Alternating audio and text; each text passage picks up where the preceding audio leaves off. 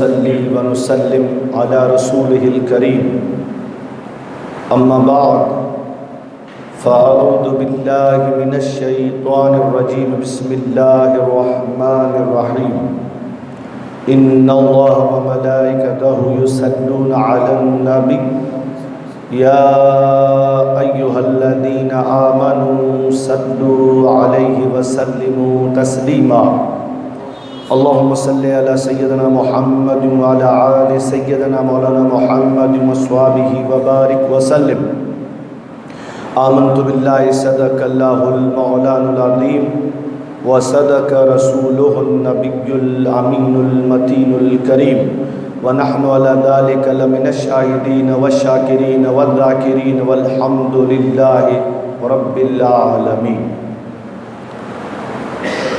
معزز و مکرمین، صد تعظیم و احترام بزرگوں، دوستوں، پردہ نشین خواتین اسلام، السلام علیکم ورحمۃ اللہ وبرکاتہ۔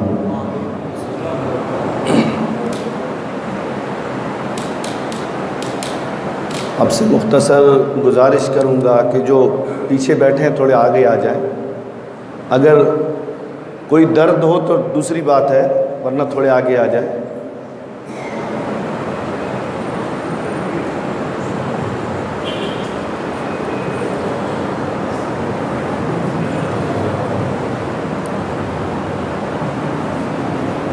چند اشعار آپ سامعین کی پیش خدمت ہے، سماعت کریں۔ اس عرب کے والی کیا شکل نورانی ہے، اس عرب کے والی کی کیا شکل نورانی ہے، ایک میں ہی نہیں شیدا دنیا ساری دیوانی ہے، ایک میں ہی نہیں شیدا دنیا ساری دیوانی ہے۔ اے باد صبا لا دے کچھ خاک مدینے کی، اے باد صبا لا دے کچھ خاک مدینے کی، سرمے کی طرح ہم نے بھی آنکھوں میں لگانی ہے، سرمے کی طرح ہم نے بھی آنکھوں میں لگانی ہے۔ اس درد بھرے دل کی ایک چھوٹی کہانی ہے، اس درد بھرے دل کی ایک چھوٹی کہانی ہے، جو شاہ در عالم کو خود جا کے سنانی ہے، جو شاہ در عالم کو خود جا کر سنانی ہے۔ بہتا میری آنکھوں سے ہر وقت جو پانی ہے، بہتا جو میری آنکھوں سے ہر وقت پانی ہے، یہ ساقی کوثر کی ایک خاص نشانی ہے، یہ ساقی کوثر کی ایک خاص نشانی ہے۔ اس نعت کو اے ناصر دل سے ہے پڑھا میں نے، اس نعت کو اے ناصر دل سے پڑھا میں نے، جو روضہ اقدس پر خود جا کے سنانی ہے۔ کہ محمد سے وفا تو نے تو ہم تیرے ہیں، جہاں چیز ہے کیا لوح و قلم تیرے ہیں۔ آئیے سب سے پہلے نبی اور آل نبی کی بارگاہ میں عقیدت و محبت کے ساتھ بآواز بلند ہدیہ درود پیش کریں اور پڑھیں۔ اللہم صلی علی سیدنا و نبینا و شفیعنا و حبیبنا و طبیبنا و قلوبنا و مولانا و ملجانا محمد و صحابہ و بارک وسلم صلاۃ و سلام علیک یا رسول اللہ صلی اللہ تعالی علیہ وسلم۔ گزشتہ شب میں نے آپ سامعین کی خدمت میں چند باتیں سیدنا حضرت عمر فاروق اعظم رضی اللہ تعالی عنہ کی ذات و بابرکات کی شان کے تعلق سے پیش کی تھی۔ آج کا موضوع عنوان تیسرے خلیفہ سیدنا حضرت عثمان غنی رضی اللہ تعالی عنہ، آپ کی شان میں چند باتیں میں اپنے علم و عمل و صلاحیت کے ماتحت درپیش کروں گا۔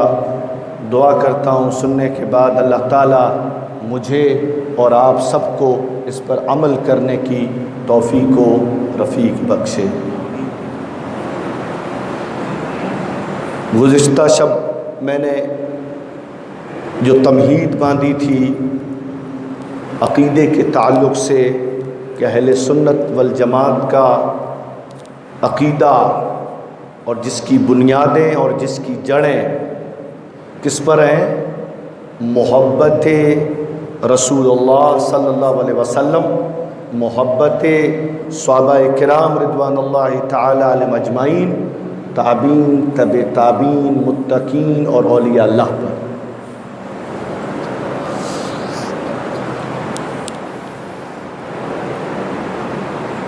آقا کریم صلی اللہ تعالی علیہ وسلم کے تمام صحابی ہمارے سر کے تاج ہیں، کیونکہ اللہ کے رسول صلی اللہ علیہ وسلم نے اپنے تمام صحابہ کرام کو مثال دے کر امت کو یہ سمجھایا کہ میرے سارے صحابی ستاروں کے مانند ہیں۔ آپ نے امتیاز نہیں کیا، فرق نہیں کیا، مطلقاً جملہ ہے کہ میرے سارے صحابی تاروں کے برابر ہیں۔ یہ اللہ کے رسول صلی اللہ علیہ وسلم کا فرمان عالی شان ہے۔ اب اس مبارک مقدس بابرکت نورانی انواری یہ جو پوری جماعت ہے، اور الحمدللہ ثم الحمدللہ ہم سب کا، خاص کر کے اہل سنت والجماعت کا یہ اٹل فیصلہ بھی ہے، اٹل عقیدہ بھی ہے کہ اللہ کے رسول صلی اللہ علیہ وسلم کے سارے صحابی جنتی ہیں، سب کے سب صحابی حضور کے جنتی ہیں۔ اب ان صحابیوں میں جن کو اللہ کے رسول صلی اللہ علیہ وسلم نے خاص منصب سے، خاص فضیلت سے اور خاص رتبے سے نوازا، وہ صحابی جو الگ الگ ہیں، اب جن میں سب سے پہلے اگر کسی کا نام آئے گا تو خلفائے راشدین 4 صحابی، حضرت ابوبکر صدیق، حضرت عمر فاروق اعظم، حضرت عثمان غنی اور حضرت علی رضی اللہ تعالی عنہم اجمعین۔ یہ وہ 4 صحابی ہیں جن کی شان، جن کی عظمت، جن کا مقام اور جن کا رتبہ امت میں سب سے بڑھ کر سب سے بالا تر ہے۔ سیدنا حضرت ابوبکر صدیق رضی اللہ تعالی جن کا مختصر ذکر ہم نے سماعت کیا، حضرت عمر فاروق اعظم رضی اللہ تعالی جن کا بھی مختصر ذکر ہم نے سماعت کیا، اب حضرت عثمان غنی رضی اللہ تعالی، آپ وہ صحابی ہیں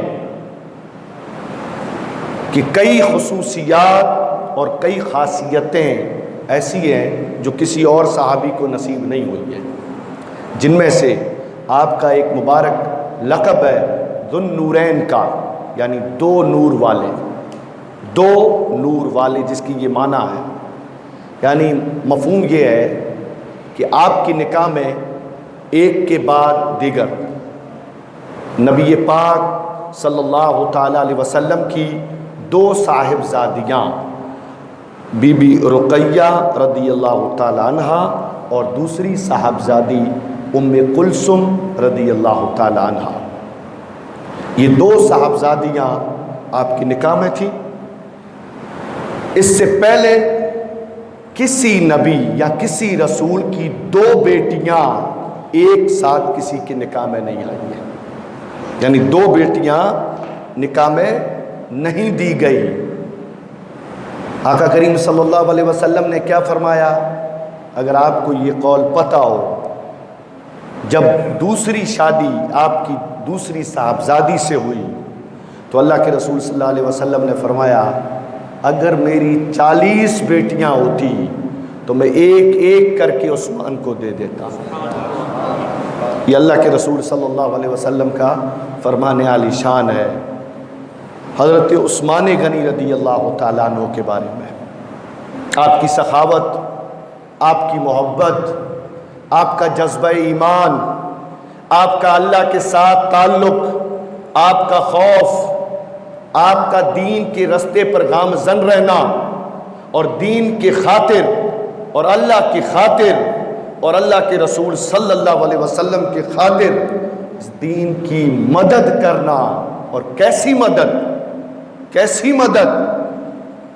اگر شاید آپ نے پڑھا ہو, آپ کی سوانح حیات کو یا پڑھنے کی کوشش کی ہو, سمجھنے کی کوشش کی ہو حضرت عثمان غنی رضی اللہ تعالیٰ عنہ کو, تو یہ بات ہمارے آنکھوں کے سامنے ہے. لیکن اس سے پہلے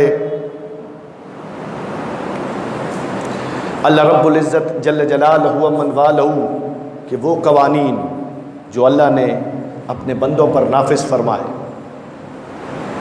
اور اللہ کے, ہم سب اللہ کے بندے ہیں, لیکن یہ وہ بندے ہیں جن کا امتیاز اللہ نے کیا ہے, جن کا فرق اللہ نے کیا ہے, اور جن کے رتبوں کے بارے میں اور جن کے مقام کے بارے میں اللہ نے اپنے پیاری کتاب کلام مجید میں ان کی شان اور ان کے وصف میں آیتیں تک اتار دی ہیں, جس کا مختصر ذکر ہم نے کل سنا. آج قرآن تو ہمارے پاس بھی ہے یا نہیں؟ ہاں, پڑھنے تک کی فرصت نہیں ملتی. ہم اوپر رکھ کے بیٹھے ہیں قرآن کو اور کہتے کیا برکت ہوتی ہے. بھئی بے شک برکت تو ہوتی ہے, اور کب ہم قرآن زیادہ تر کب پڑھتے ہیں یا پڑھاتے ہیں؟ جب ہمارا کوئی عزیز دنیا سے چلا جاتا ہے تو ایصال ثواب کے لیے قرآن خوانی رکھ دیتے ہیں, یا کوئی مکان بنواتے ہیں تو وہاں پر قرآن کی تلاوت سے اس کا آغاز کرتے ہیں, یا کوئی دکان خریدتے ہیں یا کاروبار شروع کرتے ہیں تو وہاں پہ ہم قرآن خوانی کروا دیتے ہیں. بس ہمارے لیے تو اسی حد تک قرآن محدود رہ گیا ہے. صحابہ کرام رضوان اللہ تعالی علیہ مجمعین آج جو اس مقام پر فائز ہوئے ہیں نا, اللہ نے ان کو ان منصبوں سے مستفیض فرمایا ہے اور سرفراز فرمایا ہے. اس کے پیچھے سب سے بڑی وجہ کیا ہے؟ سب سے بڑی وجہ یہ ہے کہ اس جماعت نے کبھی بھی ہرگز اللہ کے خلاف کوئی کام نہیں کیا, اللہ کے قانون کو کبھی نہیں توڑا, اور اللہ نے جو جو حکم دیا اس حکم کو جان سے بھی زیادہ حفاظت بھی کرتے اور پھر عمل کا لباس پہنا کر اس کو بجا بھی لیتے تھے. تو وہ حکم تو آج ہمارے لیے بھی ہے, لیکن آج ہم مانتے ہیں, لیکن عمل کے معاملے میں ہم کوسوں دور ہیں. قرآن مقدسہ کی 6666 آیتیں, ٹھیک ہے, ہر آیت قرآن مقدسہ کی جس میں اتنے خزانے چھپے ہوئے ہیں جس کی کوئی حد نہیں ہے. حضرت مولا علی شیر خدا رضی اللہ تعالیٰ عنہ آپ فرماتے ہیں کہ اگر میں تمہارے سامنے سورہ فاتحہ الحمد و شریف اگر اس کی میں تفسیر کروں نا, سورہ فاتحہ کی اگر میں صرف تفسیر کروں کہ اللہ نے اس میں کیا کیا رکھا ہے, کیا کیا ہمیں دیا ہے, کیا کیا فضائل ہیں, کیا کیا فیوزات اور برکات ہیں اس میں, تو فرماتے ہیں کہ 70 اونٹ ان کی پیٹھیں کتابوں سے بھر جائیں, صرف سورہ فاتحہ اس کی تفسیر.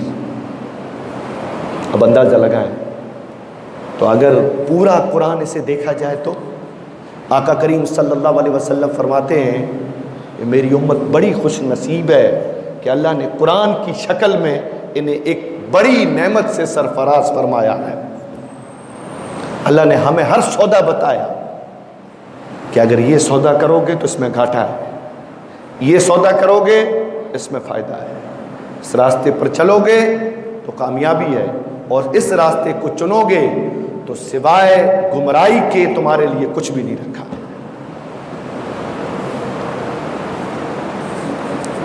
اب بات صرف اتنی ہے کہ پہلے پڑھیں اور پھر اسے سمجھیں, ٹھیک ہے.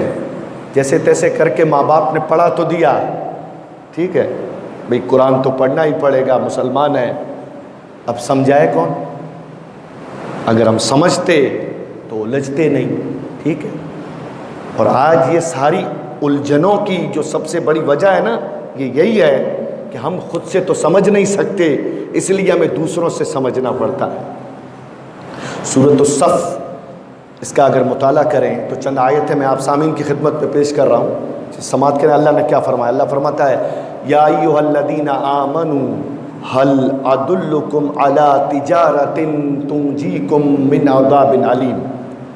کیا فرماتا ہے اللہ اس آیت میں؟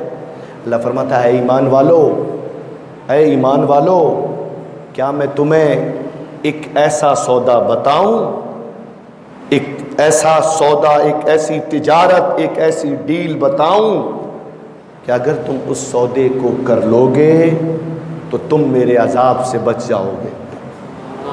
یہ اللہ کا فرمان ہے۔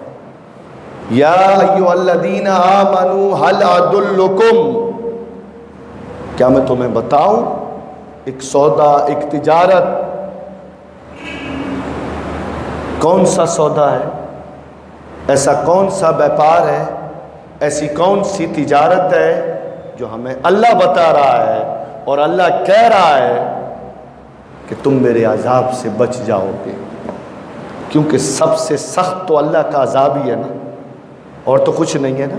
اگر ہم اللہ کے عذاب سے بچ گئے تو پھر سارے راستے آسان ہیں۔ اب اللہ ہمیں سودا بتا رہا ہے۔ کیا ہے سودا؟ اللہ فرماتا ہے تؤمنون باللہ ورسولہ وتجاہدون فی سبیل اللہ۔ کیا سودا کرنا ہے تمہیں؟ تو اللہ کہتا ہے کہ تم ایمان لاؤ مجھ پر اور میرے رسول پر، اور میرے لیے جہاد کرو اپنے مال سے اور اپنی جان سے، اپنے مال سے اور اپنی جان سے۔ پھر اللہ فرماتا ہے اگر تم نے یہ کر لیا، کیا کر لیا؟ ایمان لا کر اپنی جان اور اپنے مال کے ذریعے جہاد کر لیا، پھر اللہ فرماتا ہے یغفر لکم ذنوبکم وَيُدْخِلْكُمْ جَنَّاتٍ تَجْرِي مِن تَحْتِهَا الْأَنْهَارُ وَمَسَاكِنَ طَيِّبَةً فِي جَنَّاتِ عَدْنٍ ذَلِكَ فَوْزُ الْعَظِيمُ۔ اللہ فرماتا ہے اگر تم نے یہ سودا کر لیا ایمان کا، یعنی مجھ پہ ایمان لائے، میرے رسول پہ ایمان لائے، اپنی جان اور اپنی مال کو میرے لیے سونپ دیا، تو پھر تمہاری بخشش ہے، تمہاری مغفرت ہے، اور تمہارا ٹھکانہ اس جنت میں ہے جہاں نہریں بہتی ہیں، اور وہاں تمہیں ہمیشہ رہنا ہے، اور یہی تمہاری بڑی کامیابی ہے۔ ہاں، یہ اللہ فرماتا ہے۔ اور پھر اللہ نے فرمایا ایک اور بھی چیز ہے، ایک اور بھی نعمت ہے، یہ جنت تو تمہیں وہاں ملے گی، لیکن اگر تم نے یہ سودا کیا کہ مجھ پہ ایمان لائے، میرے رسول پہ ایمان لائے، اپنی جان اور مال مجھے سونپ دی، تو یہ جو انعام ہے وہ تو تمہیں جنت میں ملے گا، لیکن ایک نعمت تمہیں دنیا میں بھی ملے گی۔ وہ کون سی؟ وَأُخْرَىٰ تُحِبُّونَهَا نَصْرٌ مِّنَ اللَّهِ وَفَتْحٌ قَرِيبٌ وَبَشِّرِ الْمُؤْمِنِينَ۔ دوسری نعمت کیا ہے جو دنیا میں ملے گی؟ اللہ کہتا ہے وہ ہے میری مدد، وہ ہے میری نصرت، وہ ہے میری حفاظت جو تمہیں دنیا میں نصیب ہوگی، اور یہ بشارت ہے مومنین کے لیے۔ اب یہ چند قرآن کی آیتیں ہیں، اس پہ اگر ہم غور کریں، سودا تو ہم نے بھی کیا ہے، نہیں کیا ہے، حصہ تو ہمارا بھی ہے اس سودے میں، کیونکہ ہم اپنے آپ کو ایماندار کہتے ہیں، اللہ پہ ایمان ہے، اللہ کے رسول پہ ایمان ہے، ٹھیک ہے۔ اور رہی بات جہاد کی، آج تو نعرے تو ہم بھی لگاتے ہیں، وقت آئے گا تو ہم بھی کود جائیں گے جہاد کے میدان میں۔ ہم کیسی جہاد کریں گے وہ ہمیں پتہ ہے، ٹھیک ہے۔ پہلے ہم اپنے آپ سے تو جہاد کر لیں، اپنے نفس سے تو جہاد کر لیں۔ یہاں جہاد میں دو چیزیں کہی گئی، ایک مال اور ایک جان۔ اب انہی آیتوں کو صحابہ کرام کی سیرت پہ لے جائیں، اور خاص سیدنا عثمان غنی رضی اللہ تعالیٰ عنہ پر لے جائیں کہ انہوں نے اپنی جان اور اپنے مال کو کس طرح سے اللہ کو سونپا ہے۔ مدینہ المنورہ میں ایک بار قحط پڑا، اور جب قحط پڑا تو لوگوں کے پاس کھانے پینے کے مال کی کمی ہو گئی۔ دیکھیں آج جس طرح سے یہ کورونا کی بیماری پھیلی تو موومنٹ جو دنیا کی ہے کاروبار کی وہ کم ہوئی نا۔ جب لاک ڈاؤن لگے ہر جگہ پر تو تجارت جو مال آتا تھا جاتا تھا اس میں کمی پیشی ہوئی، ٹھیک ہے۔ تو ظاہر سی بات ہے، مثال دے رہا ہوں کہ اب جو اسٹاک پڑا ہوا ہے تاجروں کے پاس، ٹھیک ہے، وہ لوگ کیا کریں گے؟ اب مال نہیں آ رہا ہے، راستے بند ہیں، اب جو اسٹاک پڑا ہوا ہے نا وہ لوگ اپنے مال کی قیمت بڑھا دیں گے۔ جیسے شوگر ہے، چاول ہے، اور کوئی چیز لے لیں، مارکیٹ میں نہیں مل رہی ہے اور ایک دو لوگوں کے پاس ہی ہے تو قطار لگے گی اس کے پاس، ٹھیک ہے۔ وہ کیا کرے گا؟ اپنے مال کی قیمت بڑھا دے گا۔ جو چیز کل تک 5,000 شلنگ میں ملتی تھی آج ڈائریکٹ 10,000 شلنگ کی ہو گئی۔ کیوں بھائی؟ نہیں مل رہا ہے مال، تنگی ہے مال کی۔ تو یہی وقت مدینہ المنورہ میں آیا، قحط پڑ گیا، لوگوں کے پاس کھانے کے لیے اناج نہیں۔ ایک دن ایسا ہوا، سیدنا حضرت عثمان غنی رضی اللہ تعالیٰ عنہ جو بہت بڑے تاجر، بہت بڑے بیپاری، آپ کے 1,000 اونٹ اناج کے ساتھ آ کر کے کھڑے ہوئے مدینہ المنورہ میں۔ 1,000 اونٹ، جتنے بھی مدینے کے تاجر تھے نا وہ پہنچ گئے حضرت عثمان غنی کے پاس سودا کرنے کے لیے کہ یہ 1,000 اونٹ ہے نا یہ ہمیں دے دیں، آپ صرف اتنا بتائیں کہ اگر آپ کی خریدی مثال کے طور پہ 10 کی ہے تو ہم آپ کو 12 دینے کے لیے تیار ہیں، پورا مال لے لیں گے۔ حضرت عثمان غنی نے ہنس کے کہا یہ تو کم ہے، یہ تو منافع کم ہے۔ کہا ایک کام کریں 14 لے لیں، کہا یہ بھی کم ہے۔ کہا ٹھیک ہے ایک کام کریں 15 لے لیں، اور اس سے اب آگے نہیں بڑھیں گے۔ اب حضرت عثمان غنی نے کہا یہ تو بہت کم ہے۔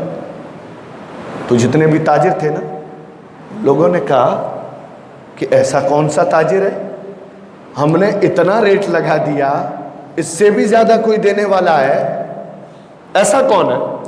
تو حضرت عثمان غنی رضی اللہ تعالیٰ عنہ نے مسکرا کے کہا کہ تم سے پہلے میرا رب میرے پاس آیا تھا سودا کرنے کے لیے، میرا اللہ میرے پاس آیا تھا سودا کرنے کے لیے، اور میرے رب نے مجھ سے کہا عثمان آج اگر تو یہ ڈیل، یہ تجارت، یہ سودا مجھ سے کرے گا نا تو میں 1 کا 10 دوں گا تجھے۔ کتنا دوں گا؟ 1 کا 10 دوں گا۔ میں نے اللہ سے سودا کر لیا ہے، اب یہ 1,000 اونٹ جو اناج کے ساتھ ہے نا میں اللہ کے نام پر مدینے والوں پہ ہدیہ دے رہا ہوں، ہدیہ پیش کر رہا ہوں۔ ہاں دیکھیں اللہ نے کیا کہا، اپنا مال اور اپنی جان مجھے سونپ دو۔ ہمیں تو موقع ملنا چاہیے، نہیں ہے؟ ہم تو مطلب اسی فراق میں رہتے ہیں کہ کب کوئی مرغا پھنسے ہم اسے پھنسا لیں۔ جو زمین کا کاروبار کرتے ہیں ان کو بھی پتہ ہوگا، دیکھنا وہ کبھی بھی اسی فراق میں رہتے ہیں، اسی سوچ میں، کوئی مجبور آئے ہاتھ میں تب ہم ڈیل کریں گے۔ اب جو بیچارے مجبور رہتے ہیں، جن کا مکان سپوز آپ مطلب یہ خیال کریں کہ ان کا مکان 1 لاکھ کا ہے، ٹھیک ہے، مجبور ہیں، لیکن اب ایسی مجبوری آن پڑی کہ وہی مکان ان کو 40,000 میں دینا پڑ رہا ہے۔ اب ایسے جو لوگ ہوتے ہیں نا وہ فون کر کے بھی پوچھتے ہیں لوگوں کو، جو دوسرے چھوٹے چھوٹے جو زمین کے ڈیلر ہوتے ہیں نا، جو مکان اور پلاٹس کے ڈیلر ہوتے ہیں ان کو بھی کہتے ہیں، جو بڑے بڑے ہوتے ہیں ہاں بیپاری، وہ کہتے ہیں بھئی اگر کوئی مرغا پھنسے تو ہمیں کہہ دینا، ہم کیش دے دیں گے۔ اللہ اکبر، بھئی ہم اس کا 1 لاکھ کا مکان ہے 40 دے کر خرید رہے ہیں۔ ہاں ہونا کیا چاہیے؟ آقا کریم صلی اللہ علیہ وسلم نے فرمایا کبھی کسی کی مجبوری کا فائدہ مت اٹھانا۔ ہاں اور پھر آقا کریم صلی اللہ علیہ وسلم یہاں تک فرماتے ہیں جو مومن ہوگا، جو ایمان والا ہوگا، وہ کبھی کسی کی مجبوری کا فائدہ نہیں اٹھائے گا۔ یہ اللہ کے رسول صلی اللہ علیہ وسلم کا فرمان عالی شان ہے۔ حضرت عثمان غنی نے 1000 اونٹ اللہ سے سودا کر کے مدینے والوں کو دے دی. ایسے ہی ہاں حضرت عبداللہ بن عباس رضی اللہ تعالیٰ عنہ نے خواب دیکھا. حضرت عبداللہ بن عباس نے خواب دیکھا. کیا دیکھا خواب میں؟ آپ کہتے ہیں میں نے خواب میں دیکھا کہ اللہ کے رسول صلی اللہ علیہ وسلم راستے سے سفید کلر کا گھوڑا تیز رفتار اس راستے سے جا رہے. میں جلدی جلدی حضور کے پیچھے گیا اور میں نے اللہ کے رسول صلی اللہ علیہ وسلم کو روکا کہ یا رسول اللہ صلی اللہ علیہ وسلم خواب میں کہ مجھے آپ سے بات کرنی ہے. حضرت عبداللہ بن عباس کہتے ہیں جو ہی میں نے حضور کو یہ کہا آقا کریم صلی اللہ علیہ وسلم نے فرمایا عباس ابھی وقت نہیں ہے, ابھی وقت نہیں ہے. کہا کیوں یا رسول اللہ صلی اللہ علیہ وسلم؟ آپ فرماتے ہیں میں حضرت عثمان غنی کے ولیمے میں جا رہا ہوں جو اللہ نے رکھا ہے. اللہ نے حضرت عثمان غنی کا نکاح حوروں سے کیا ہے اور اس کا ولیمہ ہے جس میں مجھے دعوت ہے, جہاں مجھے پہنچنا ہے. یہ حضرت عثمان غنی رضی اللہ تعالیٰ عنہ کی ذات و بابرکات ہے. درود پاک پڑھنا اللہم صلی علی سیدنا و نبینا و شفیعنا و حبیبنا و طبیبنا و قلوبنا و مولانا و ملجانا محمد و صحابہ و بارک وسلم. جنگ تبوک سے کون واقف نہیں ہے؟ جنگ تبوک جب مسلمانوں پہ قحط سالی تھی, برا وقت تھا, پانی کی کمی, اناج کی کمی. اللہ کے رسول صلی اللہ علیہ وسلم نے کہا ہے کوئی آج اس وقت جو اللہ کی خاطر اپنے مال سے مسلمانوں کی مدد کرے گا, اللہ اس کے مال میں برکت دے گا؟ ہے کوئی؟ حضرت عثمان غنی اٹھے کہا یا رسول اللہ صلی اللہ علیہ وسلم 1000 اونٹ اناج کے ساتھ اللہ کے نام پر دیتا ہوں. 1000 اونٹ اناج کے ساتھ اللہ کی راہ میں دیتا ہوں. اللہ کے رسول صلی اللہ علیہ وسلم نے مسکراتے ہوئے پھر کہا, دعا کرنے کے بعد کہا ہے کوئی؟ حضرت عثمان غنی پھر اٹھے کہا یا رسول اللہ صلی اللہ علیہ وسلم 2000 اونٹ اناج کے ساتھ اللہ کی راہ میں مسلمانوں کو دیتا ہوں. تیسری بار کہا ہے کوئی؟ حضرت عثمان غنی پھر اٹھے کہا یا رسول اللہ صلی اللہ علیہ وسلم 3000 اونٹ مسلمانوں کے لیے اللہ کے نام پر دیتا ہوں. حضور کے ہاتھ اٹھے کہا مولا عثمان کے مال میں برکت عطا فرما, عثمان کے مال میں برکت عطا فرما, عثمان کے مال میں برکت عطا فرما. یہ حضرت عثمان غنی رضی اللہ تعالیٰ عنہ. شاید اگر آپ کو یہ بھی پتا ہو کہ جب آپ حضرت ابو بکر صدیق رضی اللہ تعالیٰ عنہ آپ کا دور ہے, آپ خلیفے ہیں, تو آپ کے پاس ایک دور و دراز رہنے والا دوسرے ملک کا ایک مسلمان آتا ہے. آ کر کے اس نے اپنی جو بھی مجبوری تھی پیش کی حضرت ابو بکر صدیق کے پاس. اسے یہ لگا امیر المومنین ہیں, بادشاہ ہیں, ہمارے حکمران ہیں, سربراہ ہیں, میری یہ جو مجبوری ہے یہ آپ خود پوری کر دیں گے. حضرت ابو بکر صدیق رضی اللہ تعالیٰ عنہ اس مہمان کو اپنے گھر لے گئے. گھر لے جانے کے بعد جو کچھ بھی تھا اسے کھلایا پلایا, پھر ایک چٹھی لکھ کر دی اور کہا کہ یہ جا کر کے حضرت عثمان غنی کو دے دینا, آپ کا کام ہو جائے گا, جس کام کے لیے تم آئے ہو نا تمہارا کام ہو جائے گا.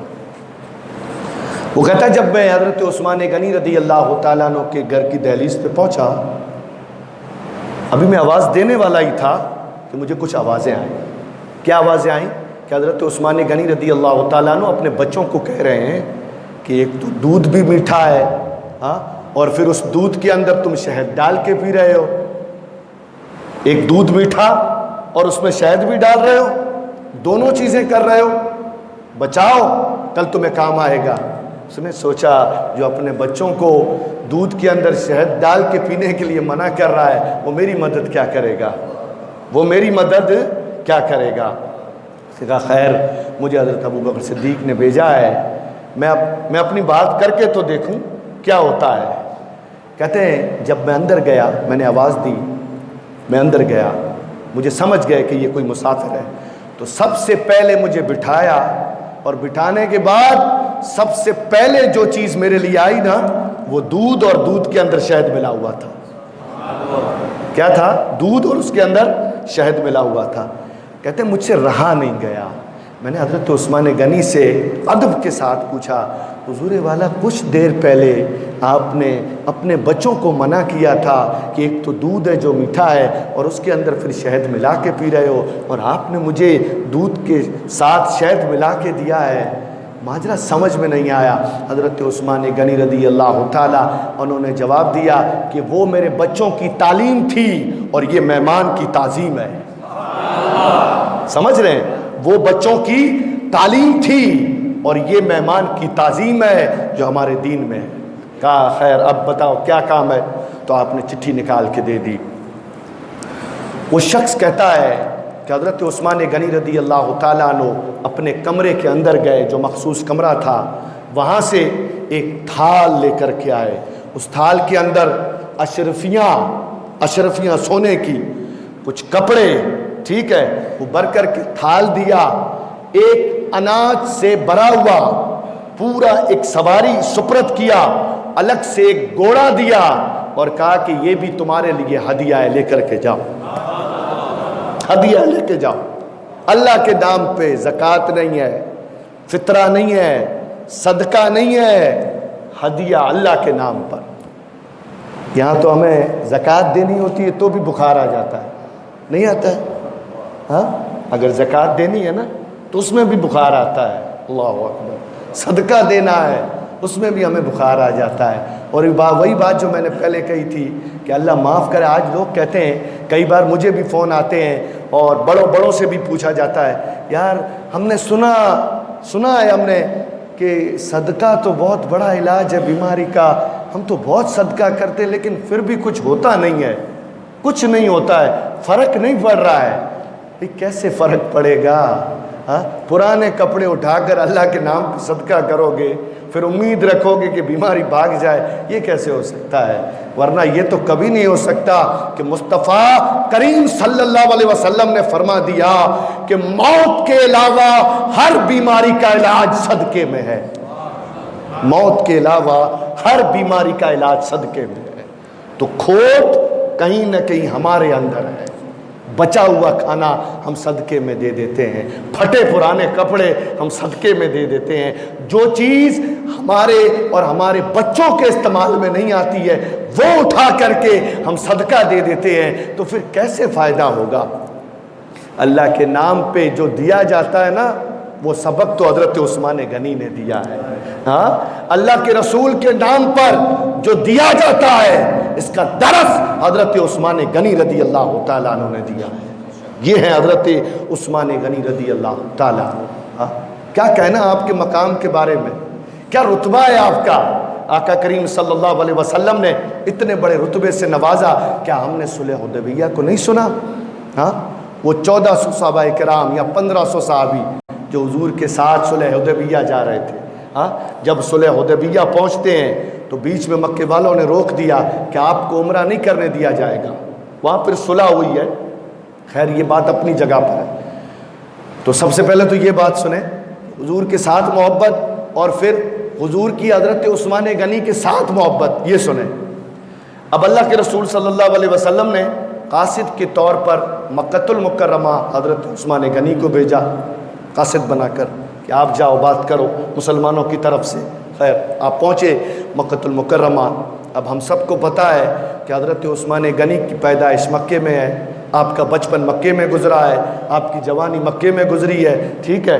آپ نکلتے کعبۃ اللہ کو دیکھتے، واپس آتے کعبۃ اللہ کو دیکھتے، جی میں آتا کعبے کو سینے سے لگا لیتے، جی میں آتا کعبے کو بوسہ دے دیتے، جی میں آتا تھوڑی دیر کعبے کے ساتھ بیٹھ جاتے. 7 سال کے بعد آپ واپس سے مکۃ المکرمہ پہنچے. بات چیت ہوئی، کفاروں نے کہا کہ ہم مسلمانوں کو تو عمرہ کرنے نہیں دیں گے، لیکن اے عثمان تم آ ہی گئے ہو تو ایک کام کرو، تمہیں ہم اجازت دیتے ہیں کہ تم عمرہ بھی کر لو، کعبے کا طواف بھی کر لو. موقع تھا نا، اور کوئی ناجائز کام بھی نہیں ہے، جائز کام ہے، فضیلت والا کام ہے. حضرت عثمان غنی رضی اللہ تعالیٰ عنہ نے فوراً جواب دیا، جب تک رسول اللہ صلی اللہ علیہ وسلم عمرہ نہیں کر لیتے، کعبے کا طواف نہیں کر لیتے، عثمان کی کیا جرت کہ مصطفیٰ کے بغیر عثمان کعبے کا طواف کرے؟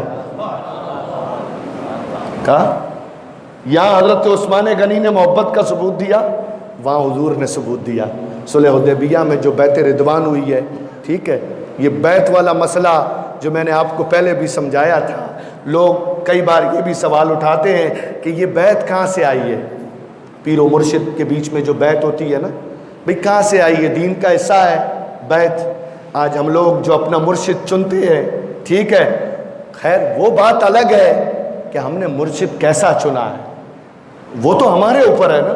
تحقیق کے ساتھ مرشد چننا چاہیے جو کامل ہو، نمازی ہو، علم والا ہو، تقوی والا ہو، پرہیزگار ہو، قرآن کو سمجھتا ہو، حدیثوں کو سمجھتا ہو، دین کی سمجھ ہو، ہم ایسے کو اپنا مرشد بنائیں گے۔ لیکن اگر ہم نے ایسا مرشد نہیں چنا ہے تو یہ غلطی تو ہماری ہے نا، دین کی تو نہیں ہے نا۔ ہاں کہ ہم بھی بے نمازی اور اللہ اکبر ہمارا مرشد بھی بے نمازی، ہمیں بھی نماز کا نہیں پتہ، اسے بھی نماز کا نہیں پتہ، ہمیں بھی دین کے مسئلوں کا پتہ نہیں، اسے بھی پتہ نہیں ہے۔ تو اب یہ قصور کس کا ہے؟ یہ تو ہمارا ہے، دین کا تو قصور نہیں ہے نا۔ سوال یہ ہے کیا بیعت کرنا شریعت میں جائز ہے یا ناجائز ہے؟ تو جائز ہے، کیونکہ صحابہ کرام رضوان اللہ تعالی علیہم اجمعین نے حضور کے ہاتھ پر بیعت کی ہے، اور یہ ہے بیعت رضوان، ٹھیک ہے۔ تو بیعت ہمیشہ محبت کی ہوتی ہے، دین کی ہوتی ہے۔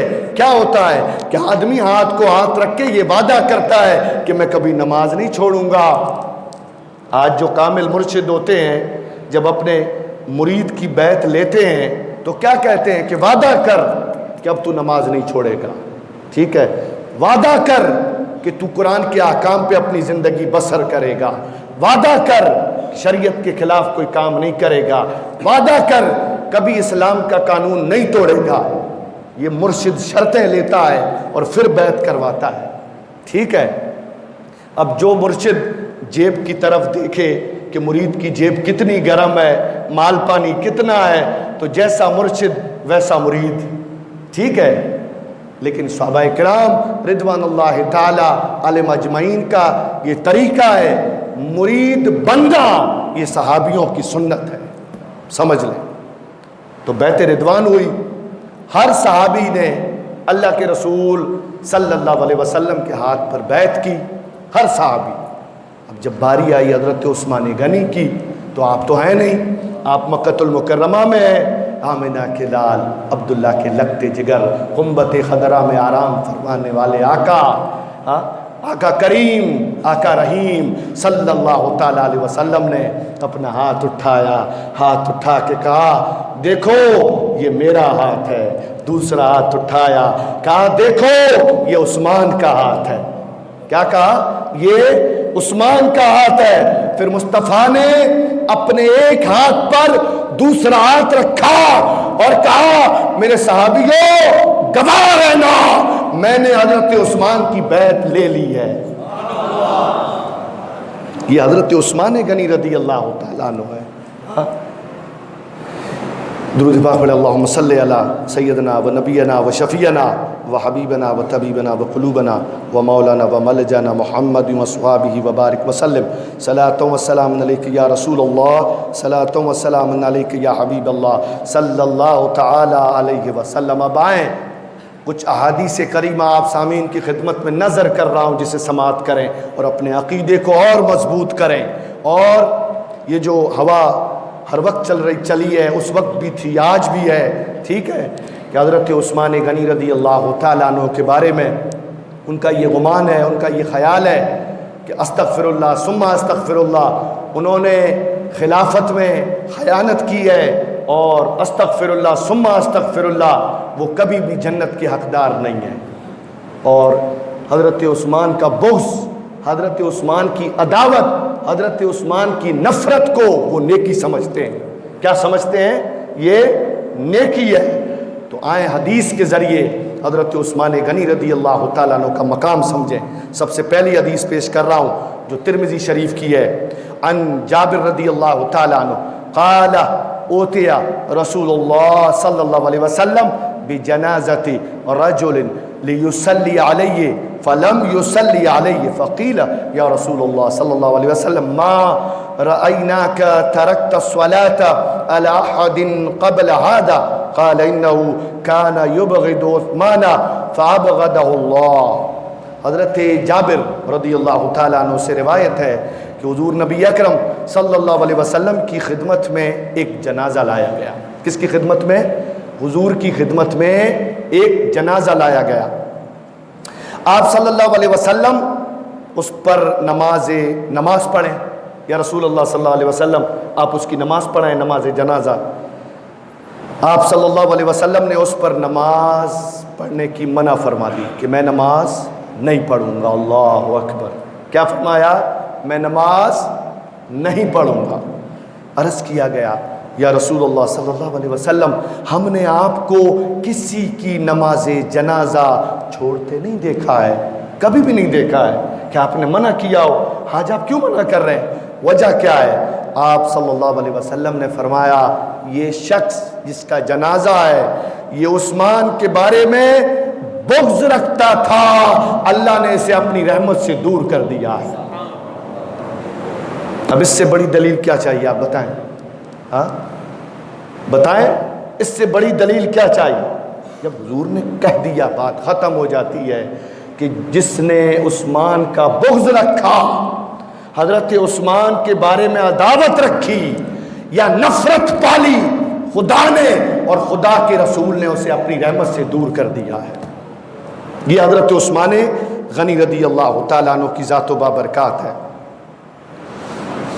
آگے سنیں دوسری حدیث، حضرت جابر بن عبداللہ رضی اللہ تعالیٰ عنہما سے روایت ہے کہ ایک دفعہ یعنی ایک مرتبہ ہم اللہ کے رسول صلی اللہ علیہ وسلم کے ساتھ مہاجرین کے ایک جماعت کے ساتھ ایک گھر میں تھے، اور اس گروا میں اس جماعت میں حضرت ابو بکر، حضرت عمر، حضرت عثمان، حضرت علی، حضرت طلحہ، حضرت زبیر، حضرت عبد الرحمن بن عوف، حضرت سعد بن ابی وقاص بھی تھے۔ سبحان اللہ! یہ کون سے صحابی ہیں؟ عشر مبشرہ جن کو جنت کی بشارت دی گئی، وہ 10 صحابی ہیں۔ یہ 10 صحابی اتنے جلیل القدر صحابی موجود ہیں، سارے کے سارے صحابی حضور کے ساتھ موجود ہیں۔ اللہ کے رسول صلی اللہ علیہ وسلم نے حکم دیا کہ ہر آدمی اپنے کفو یعنی جو برابر ہے نا اس کے برابر کھڑا ہو جائے، جوڑ بنا لے، 2 کی جوڑ بنا لے۔ اور خود اللہ کے رسول صلی اللہ علیہ وسلم حضرت عثمان غنی کے ساتھ کھڑے ہو گئے۔ سبحان اللہ! کس کے ساتھ؟ اب جو آخری جملے ہیں نا اسے سنیں۔ حضور نبی اکرم صلی اللہ علیہ وسلم حضرت عثمان کی طرف کھڑے ہو گئے۔ کھڑے ہونے کے بعد اللہ کے رسول صلی اللہ علیہ وسلم نے حضرت عثمان سے کہا عثمان تھوڑا اور قریب آ جائے، تھوڑا اور قریب آ جائے۔ حضرت عثمان کہتے ہیں کہ میں حضور کے سینے سے جا لگا، سینے سے جا لگا، میرا سینہ حضور کے سینے سے مس ہو گیا۔ جیسے ہی میرا سینہ حضور سے مس ہوا، چپکا، اللہ کے رسول صلی اللہ علیہ وسلم نے دونوں ہاتھوں سے مجھے چپکا لیا۔ دونوں ہاتھوں سے مس کرنے کے بعد آقا کریم صلی اللہ علیہ وسلم نے فرمایا ابو بکر، عمر، طلحہ، زبیر جتنے بھی کھڑے ہو سنو، عثمان دنیا اور آخرت میں میرا بھائی ہے۔ تڑپ کے سبحان اللہ کہہ دے، عشق سے سبحان اللہ کہہ دے، حضرت عثمان کے نام پہ سبحان اللہ کہہ دے۔ اندازہ لگائیں جن کے بارے میں مصطفیٰ نے یہ کہہ دیا کہ دنیا اور آخرت میں عثمان میرا بھائی ہے، بات ختم ہو جاتی ہے۔ اگلی حدیث، درود پاک پڑھیں، اللہم صلی علی سیدنا و نبینا و شفیعنا و حبیبنا و طبیبنا و طبیبنا و قلوبنا مولانا محمد و اصحابہ و بارک وسلم۔ یہ حضرت عثمان غنی کے مقامات ہیں، یہ درجات ہیں، بڑی مشہور حدیث ہے۔ اس کا مختصر سا مفہوم پیش کر رہا ہوں جسے ہم بار بار سنتے ہیں۔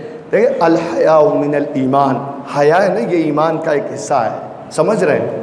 اور اس حیا سے آج ہم کو دور ہیں، حیا نہیں ہے، بے پردگی، اور یہ بھی ایک قیامت کی نشانی ہے، یاد رکھیں۔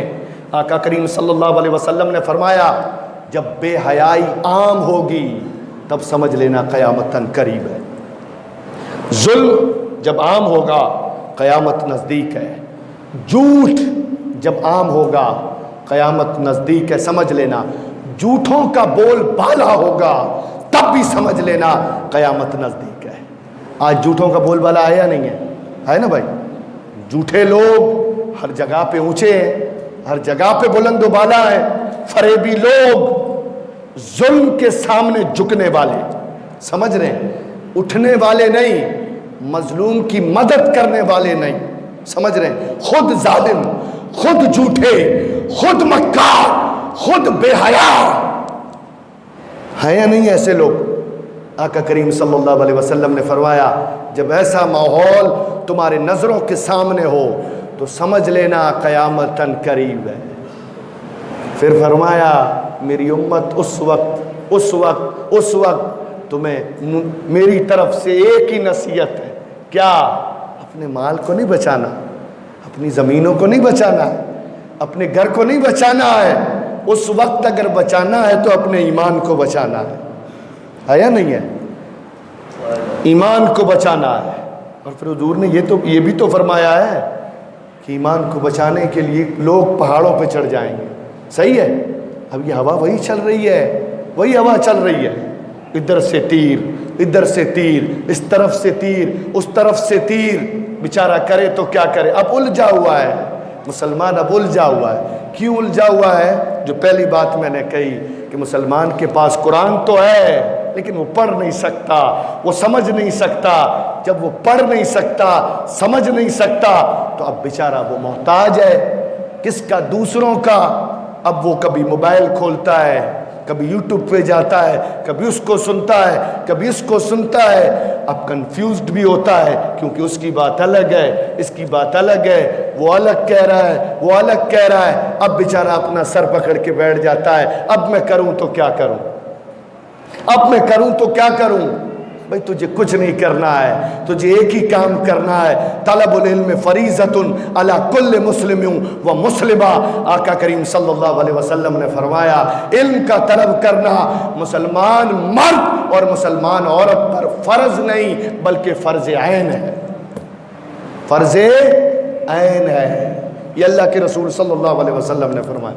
لیکن کہاں ہے ہمارے پاس وقت؟ ہے دین کے لیے وقت نہیں ہے اکثر و بیشتر، اللہ ماشاءاللہ میں سب کی بات نہیں کر رہا۔ افسوس ہے، حضرت عمر رضی اللہ تعالیٰ عنہ نے فرمایا مجھے افسوس ہے اس جماعت پر اور اس مسلمانوں پر کہ جن کا مال اللہ کی راہ کے بجائے دوسروں کی راہ میں خرچ ہوتا ہے، اور افسوس ہے اس مسلمان پر کہ اس کا وقت بجائے اللہ کے دین کے دنیا میں خرچ ہوتا ہے۔ یہ اللہ کے رسول صلی اللہ علیہ وسلم کا فرمان ہے۔ آج دینے والا لینے والا تو چھوڑو، دینے والا بھی زیادہ دے کے تھک جاتا ہے۔ اللہ اکبر! کیا وہ انسان نہیں تھے؟ وہ خدا کے بندے نہیں تھے؟ کیا ان کا مال نہیں جاتا تھا؟ کیوں وہ تھکتے نہیں تھے؟ ان سے جب کہا جاتا تھا کہ اللہ تمہارے مال میں برکت دے گا، یہ اللہ کے رسول نے فرمایا صلی اللہ علیہ وسلم۔ حضرت عبد الرحمن بن عوف نے حضور کے صرف ایک قول پر 3000 اونٹ اناج کے ساتھ وقف کر دیے، ایک قول پر۔ تو ان کا ایمان یہ تھا کہ کب موقع ملے، کب موقع آئے اور ہم اپنے مال کو اللہ کے نام پہ دیتے جائیں، اللہ کی راہ میں دیتے جائیں، اور دماغ کو حاضر رکھ کر سنیں۔ زکوٰۃ نہیں، زکوٰۃ دے کر کے کوئی کس پر احسان نہیں کرتا، سمجھ لیں۔ یہ تو زکوٰۃ دینے والے کا خود ہی کا بوجھ ہے جو اس پر سے ہلکا ہو رہا ہے، صحیح ہے نا؟ زکوٰۃ دے کر کے کوئی کسی پہ احسان کر رہا ہے؟ بتائیں، آج دینے والے تو یہی سمجھ رہے ہیں کہ ہم اس پہ احسان ہی کر رہے ہیں۔ زکوٰۃ دینا، اگر ہماری زکوٰۃ نکلتی، یہ بھی سن لیں، اگر ہماری زکوٰۃ نکلتی ہے نا تو 2 رکعت شکر نماز ادا کریں کہ اللہ تو نے مجھے اس کے لائق سمجھا اور میری زکوٰۃ نکلی ہے، اور میں نے یہ زکوٰۃ جس کا حق ہے اس تک پہنچا دی ہے، سمجھ رہے ہیں؟ یہ جو 3,000 2,000 ہزار اونٹ جو اناج کے ساتھ حضرت عثمان غنی اور حضرت عبد الرحمن بن عوف دیتے تھے نا، زکوٰۃ نہیں تھی، صدقات نہیں تھا، خیرات نہیں تھا. وہ کہتے تھے یا رسول اللہ، اللہ اور آپ کے نام پر یہ مسلمانوں کے لیے ہدیہ ہے، تحفہ ہے. تبھی تو اللہ انہیں اتنا دیتا تھا. ہاں آج بھی شاید آپ کو پتہ بھی ہوگا کہ حضرت عثمان غنی کا اکاؤنٹ آج بھی ہے مدینۃ المنورہ میں. پتہ ہے آپ کے پیسوں کی 5 سٹار 7 سٹار ہوٹلیں ہیں مدینۃ المنورہ میں. بڑا کاروبار ہے آپ کا. اس کی جتنی آمدنی آتی ہے نا، اس میں سے 50% 50% لوگوں کو بانٹ دیا جاتا ہے، غریبوں کو، محتاجوں کو، یتیموں کو، مسکینوں کو، اور جو آدھا بچتا ہے واپس سے اس کو انویسٹ کیا جاتا ہے. یہ حضرت عثمان غنی رضی اللہ تعالیٰ عنہ. ہاں کئی ایسے صحابی ہیں جو مالدار تھے، انہوں نے اپنے باغ اسلام اور مسلمانوں کے لیے وقف کیے، اللہ کے نام پر دیے. یہاں تو اللہ ہی خیر کرے، اللہ ہی معاف کرے، اور اللہ ہمیں ہدایت دے، اللہ ہمیں اس چیز کی سمجھ دے. ہاں کہ ہم اہل سنت والجماعت سے تعلق رکھتے. میں کتنے دنوں سے کہہ رہا ہوں ایک بات کو کہ ہم سنی ہیں. اگر ہماری اسکول ہے، ہماری ہاسپیٹل ہے، ٹھیک ہے، یہ تو سب ہمارا ہے نا، ہمارا ادارہ ہے. آج یہ ادارہ، اس میں پڑھنے والے بچے جو زکوٰۃ پہ پڑھ رہے ہیں، اگر ہم اپنے ان بچوں کو جو 70-80 بچے ہیں، اگر ہم ان بچوں کو اپنی زکوٰۃ سے نہیں پڑھا سکتے ہیں تو پھر کیا کر سکیں گے؟ افسوس نہیں ہے ہمارے اوپر؟ ہاں نہیں افسوس؟ تو یہ چیزیں کیوں ہیں پتہ ہے؟ اس لیے کہ کہیں نہ کہیں ہمارے دلوں میں اللہ کا خوف کم ہوتا جا رہا ہے. اگر ہمارے اندر اللہ کا خوف ہوتا نا، اللہ کا ڈر ہوتا، حیا ہوتی، شرم ہوتی، تو یہ چیز کبھی بھی ہمارے سامنے اس طرح سے نہیں آتی. خیر، الحیاء من الایمان، وہی بات میں کر رہا تھا کہ حیا ایمان کا ایک اہم حصہ ہے، اور اس کی آج سخت ضرورت ہے. میری مائیں بہنیں جو بیٹھی ہوئی ہیں، تو ان سے بھی میری یہ مؤدبانہ عاجزانہ گزارش ہے کہ حیا عورت کا سب سے بڑا زیور ہے. سمجھ لیں، عورت کی خوبصورتی یہ حیا ہے. آقا کریم صلی اللہ علیہ وسلم حجرہ عائشہ میں بیٹھے، ام المؤمنین حضرت عائشہ صدیقہ رضی اللہ تعالیٰ عنہ کے حجرے میں بیٹھے ہوئے ہیں. اچانک سے کسی نے دروازے پہ دستک دی. پتہ چلا حضرت ابو بکر صدیق ہے. حضور جس حالت میں بیٹھے تھے، پنڈلی مبارک سے آپ کا کپڑا تھوڑا ہٹا ہوا تھا. حضور نے اجازت دے دی. حضرت ابو بکر صدیق آئے، کام کی بات کی اور چلے گئے. تھوڑی دیر ہوئی، حضرت عمر آئے. حضور ویسے ہی بیٹھے ہیں، کام کی بات کی، واپس چلے گئے. تیسرا شخص آیا، پتہ چلا حضرت عثمان ہے. آقا کریم صلی اللہ علیہ وسلم نے کہا، انہیں کہا تھوڑی دیر ٹھہر جاؤ. حضرت عائشہ صدیقہ رضی اللہ تعالیٰ عنہ فرماتی ہیں کہ حضور اٹھ کر کے آپ نے اپنے کپڑے کو پنڈلی کے نیچے کیا، پنڈلی سے نیچے کیا، کپڑے کو برابر سنوارا اور پھر بیٹھے. حضرت عثمان آئے، بات کی، چلے گئے. اما عائشہ صدیقہ رضی اللہ تعالیٰ عنہ نے حضور سے یہ سوال کیا، میرے سر کے تاج یا رسول اللہ صلی اللہ علیہ وسلم، بات مجھے سمجھ میں نہیں آئی. میرے ابا آپ کے یار نفی کے غار ابو بکر آئے، آپ ایسے ہی لیٹے ہوئے تھے، آپ کا کپڑا پنڈلی سے ہٹا ہوا تھا. وہ گئے، عمر آئے، آپ ایسے ہی لیٹے ہوئے تھے، پنڈلی سے کپڑا ہٹا ہوا تھا. حضرت عثمان آئے، آپ اٹھ گئے، کپڑے کو پنڈلی سے نیچے کر دیا اور کپڑوں کو سوار دیا. کیوں؟ اما عائشہ کو اللہ کے رسول صلی اللہ علیہ وسلم نے جواب دیا، اے عائشہ، جس سے اللہ اور اس کے فرشتے حیا کرتے ہو، کیا میں اس سے حیا نہ کروں؟ تڑپ کے سبحان اللہ کہہ دیں. کیا میں اس سے حیا نہ کروں؟ یہ حضرت عثمان غنی رضی اللہ تعالیٰ عنہ کی ذات و بابرکات ہے. وقت میرا ختم ہونے پر ہے، لیکن صرف 2-4 منٹیں لوں گا اور ایک حدیث پیش کر کے میں ختم کر رہا ہوں. واندو تو نہ ہے نا؟ کیا ہے واندو؟ انہیں نا پہلے کچھی میں ایک کہاوت ہے، کچھی میں بابا معاف کری جا نہ کہتی اس کری جا. کچھی سمجھو، اجرک ڈاڈی کچھی ہے، اوکھی ہے اجرک، پر آئے کچھی پیور.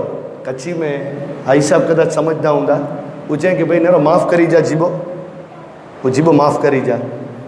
हाँ वो माफ़ी मंगे तो सामे और वरी पंहिंजी छाती ताणे ना ना ही की थिए तू ही के की तू ही चे की कुछ बापा हाँ माफ़ करी चे ना ना ही की माफ़ थी त पोइ हू चए बापा तॾहिं हिकिड़ो कमु कर तॾहिं पोइ टीएस करीज केस करीज लठ धुको खणज केतिरी बार थी तोखे चवां थो माफ़ करी माफ़ करी माफ़ करी सम्झेंज नथो बराबरि त आऊं आके चवां थो बापा माफ़ करी जा ने जे माफ़ न करियो तो पोइ काल भले थाणे में मुंहिंजो रिपोर्ट लिखाए छॾी जा। ख़ैर त पां हया मथे जेको हदीस सोयासीं त हीअ हज़रत उस्मान गनी रदी अल्लाह ताला अन्हु जी ज़ातो बबरकात है त हया जो मसलो जेको आहे न समझणो मर्दे अने औरते लाइ पोइ लाइ ज़रूरी आहे ने हया जूं घणे क़िस्मूं आहिनि यादि रखिजा। हया इनके न चओ आहे जेके माण्हू ख़ाली पंहिंजा कपिड़ा उतारे छॾे बसि हीउ बेशरम थी वियो न। हया जूं घणे क़िस्मूं आहिनि बराबरि। हया निंडो जेको आहे ही वॾे जी ऐं कोन चवंदा हशीमत रखे चवंदा न हेॾा माण्हू जंहिंजो चवंदा हशीमत रख अदब रखे ताज़ीम रखे ठीकु है वॾ निंडाई पां कच्छी में चऊं वॾ निंडाई ठीकु है त ही पिणु हया में आहे बराबरि। पोइ जेको पां कंदा नी उमिरि में वॾा दर्जे में वॾा इल्म में वॾा त पां उनजो पिणु अदब रखूं त ई पिणु हया में शामिल है। हया में आका करीम सल्लल्लाहु अलैहि वसल्लम फरमाइनि था कि औलाद जॾहिं पंहिंजे माउ पीउ वटि हुए न माउ पीउ वटि त पंहिंजी नज़र के माँ जी नज़र से न मिलाए कुल के ई हया में शामिल है। हया में शामिल है याद रख जा। बापा जिन जगह मथे विठो है ऊंची जगह उन जगह मथे औलाद न वे कुल के ई अदब है। ई अदब है अत पा पहलो वञी ने पुत्र कुर्सी ते वे पुत्र वञी ने कुर्सी मथे वेंदो पे भले न नीचे वेही रहे उनके चवंदो बापा हिकिड़ो कमु कर तूं धड़की खणी विछाए न वेही रहो ही पां वटि हया है। खैर आखिरी हदीस आप सामीन की खिदमत में पेश कर दूं फिर मैं अपनी गुफ्तगू को ख़त्म कर रहा हूँ। अन तलहा बिन उबैदिल्लाह रज़ियल्लाहु तआला अन्हु क़ाल क़ाल नबी सल्लल्लाहु अलैहि वसल्लम लिकुल्लि नबिय्यिन रफ़ीक़ुन व रफ़ीक़ी यानी फिल जन्नती उस्मान रवाहु तिरमिज़ी। हज़रत तलहा बिन उबैदुल्लाह रज़ियल्लाहु तआला अन्हु से रिवायत है अल्लाह के रसूल सल्लल्लाहु अलैहि वसल्लम ने फरमाया हर नबी का एक रफ़ीक होता है। रफ़ीक का मफ़हूम दोस्त एक रफ़ीक होता है और जन्नत में मेरा रफ़ीक उस्मान है।